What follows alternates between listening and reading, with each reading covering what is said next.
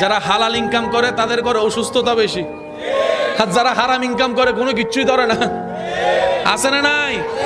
মনে রাখবেন, এটা দুনিয়া, এটা জান্নাত নয়।